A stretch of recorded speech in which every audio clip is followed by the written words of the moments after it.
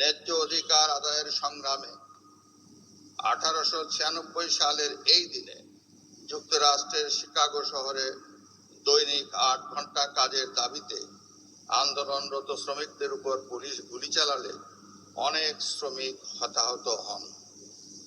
শ্রমিকদের এই আত্মত্যাগ বিশ্বজুড়ে আলোড়ন সৃষ্টি করে।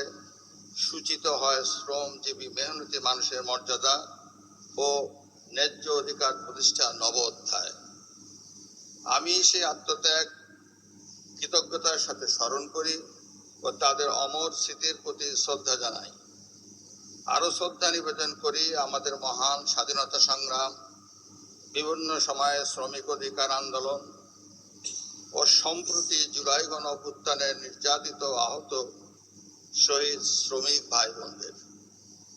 সম্মানিত সুধী, বাংলাদেশের উন্নয়ন অগ্রযাত্রা শ্রমজীবী মানুষের অবদান অপরিসীম।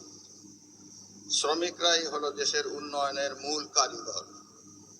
দেশের শিল্প কলকারখানা, কৃষি, পরিবহন, গৃহকর্ম, নির্মাণ সহ প্রতিটি খাতে তাদের নিরলস পরিশ্রম আমাদের সমাজ, অর্থনীতি, সভ্যতা ও উন্নয়নকে বেগবান ও সমৃদ্ধ করছে।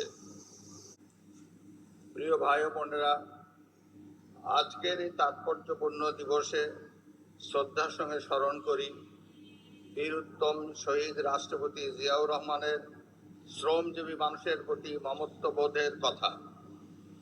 আপনারা হয়তো জানেন, রাষ্ট্র পরিচালনার দায়িত্ব গ্রহণের পরপরই তিনি মে দিবস উপলক্ষে প্রথম জনসমাবেশে গর্বের সাথে নিজেকে একজন শ্রমিক হিসাবে পরিচয় দেন।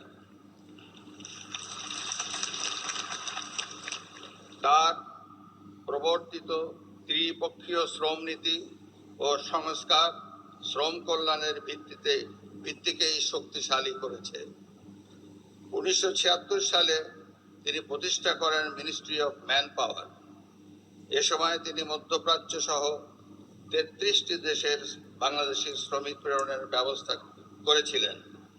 এই উদ্যোগই পরবর্তীতে বাংলাদেশের অর্থনীতিতে বৈদেশিক মুদ্রা প্রবাহের নতুন যুগের সূচনা করে।